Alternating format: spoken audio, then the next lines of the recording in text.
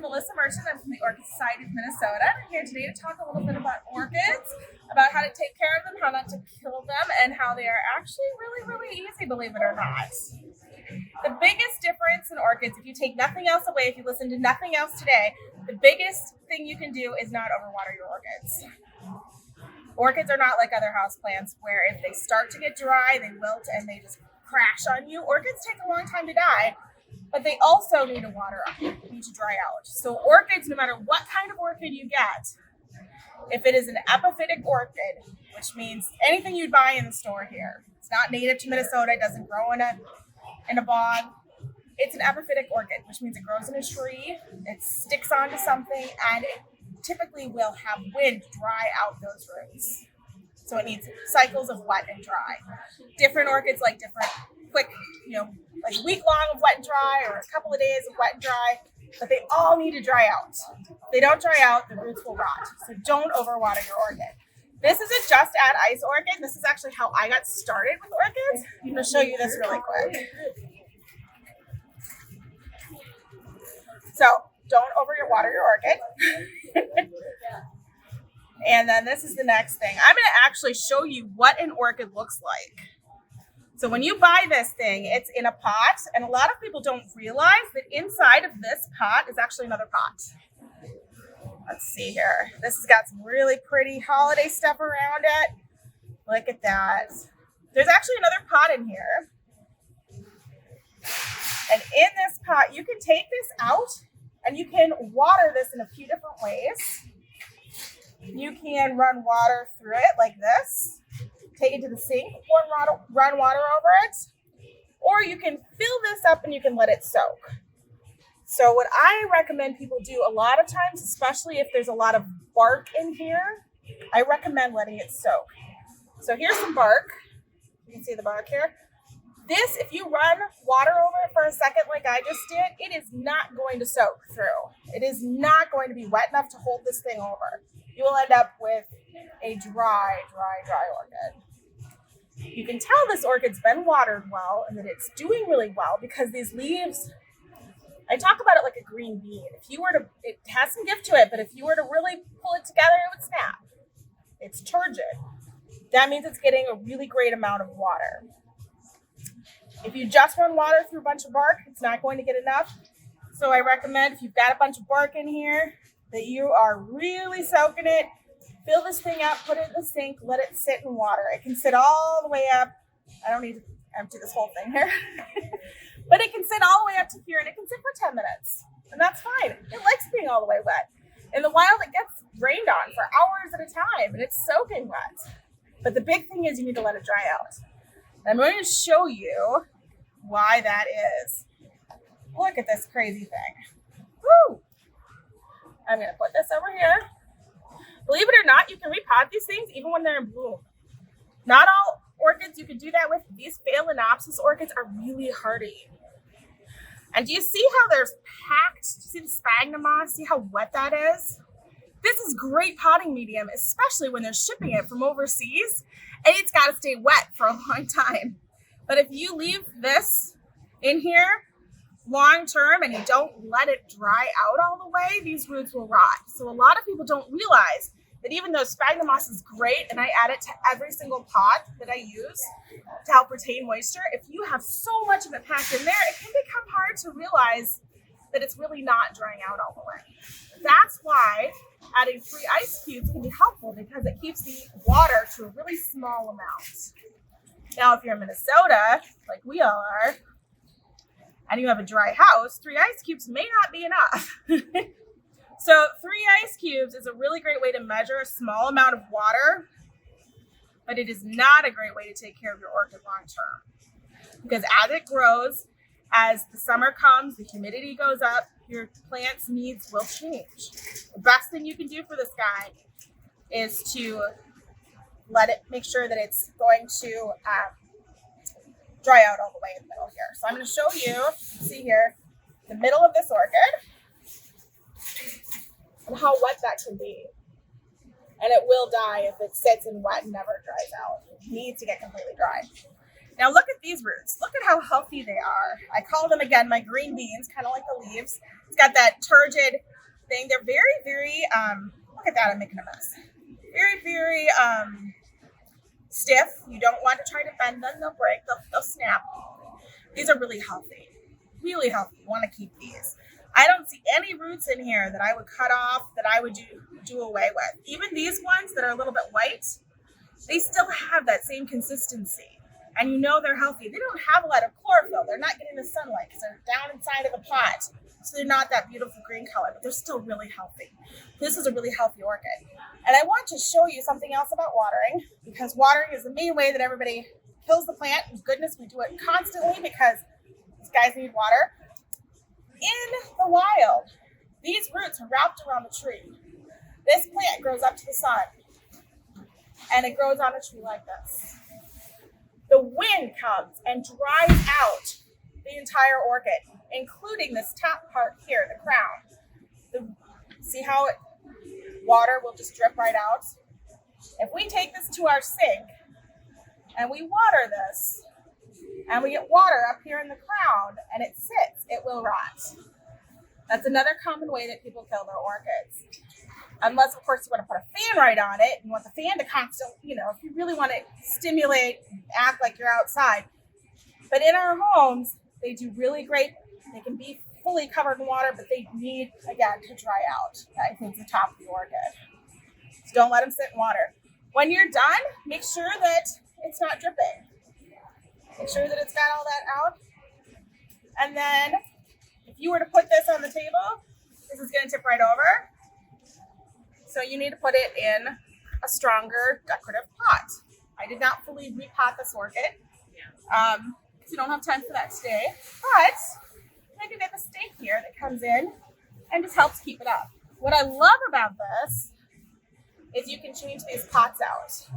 They have so many pots here. And I'm not saying this just because I'm here, but I love this store because I'll sit you there, you stay. I love this store because they have so many pots and they're really good priced options. Let me put this here.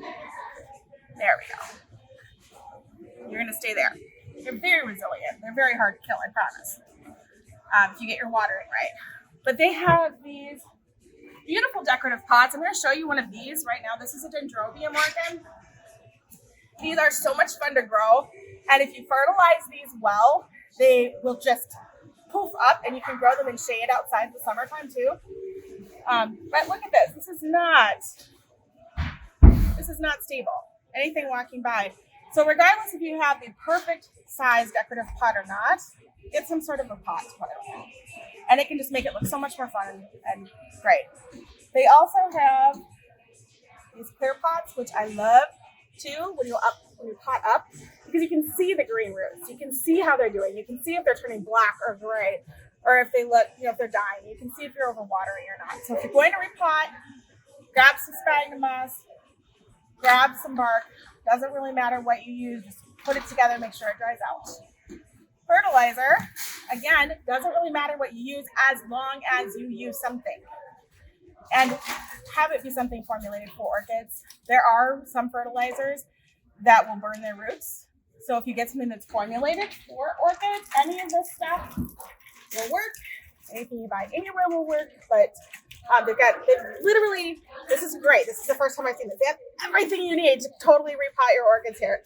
And this stuff is becoming kind of hard to find in some places. Some of the sphagnum moss is becoming hard to find. So it's really nice to have that all here. So the way that you remember how to feed your orchids, weekly. Half strength, kind of weak formulation, once a week. Think about it. When it's raining in the tropics, anything that's up in that tree, any bird droppings, anything is getting washed down the tree and over those roots as it's attached to the tree. So they are getting the most minute amounts of minerals and different chemicals that they need, minute amounts on a regular basis. So weekly is the way to feed them. Always feed them. What about light? Light, they like bright light, but filtered light. These poor guys will get sunburned if you take them and put them in a really, really bright spot from being in a shady spot. So if they're in a shady spot in the store and then you put them in your brightest, window on a not cloudy day in a southern window, they'll probably get some sunburn. But if you put a sheer over that window, it's perfection. They love that bright light. They just love it, not direct, burning light. The other thing people ask all the time, the most common question we always get is, how do I get my orchid to rebloom? If it's done blooming, do I throw it away? Can I save it? Is it going to bloom again? Some of these Phalaenopsis orchids will bloom. Some of these, I will say, bloom. These dendrobiums will bloom once or twice a year, depending on what you have going on. These are awesome. They're so fun. They bloom from all of these little places in between the leaves. Phalaenopsis can bloom once or twice a year as well, and they can bloom for months at a time. The key to getting these to bloom: cool nights, warm days. That will prompt a spike. That will keep them blooming. They will eventually bloom out. If you want to keep this up here, it could start a new bloom from here. It could start a new stalk from here. It could start a new thing from down here even. So even when this is all bloomed out, keep it going. Feed it, give it some rest, give it some space. It'll grow a new leaf and it'll start blooming again. But again, cool nights, warm days, at least a 10-degree difference, and at least for a couple of nights. But if you do that on a regular basis, if you're one of these people that likes to keep the house cool in the evenings, you're going to have a Phalaenopsis that blooms almost all year long. You got a bright, sunny kitchen, it warms up during the day, turn your heat down at night. This thing will almost never stop blooming. So make sure that you're feeding it well. Make sure that you're watering it consistently, that you're letting it dry out in between waterings. I mean, it's got to be bone dry at least once a week. And you'll have a really healthy orchid. Can I ask you a question, Melissa? Yeah. Where do you trim it back when it's done blooming? That is a great question. Depending on what you want to do with it, you can trim it all the way to the bottom. If you want to give it a rest, if it's been blooming for 9 months and you want to let it start focusing on leaf growth. If you want it to keep blooming from up here, just trim it back to one of these nodes, just after one of these nodes. Because all of these little spots on the orchid here are potential new inflorescence, they're potential new growths. So if you want to keep it blooming, just trim it back a little bit, just let it keep going. Feed it while it's blooming. Always feed it while it's blooming, feed it while it's not blooming, let it grow leaves while it's not blooming, and keep it flowering while it's blooming. Mm-hmm. Now, none of these have air roots. None of these do because they've been potted into a lot of moss to stay healthy, but they will eventually grow air roots. You can repot it at that point and put the roots into the pot, into the medium, or you can just let them grow out. You don't have to cut them. They're still they're actual roots. Yep.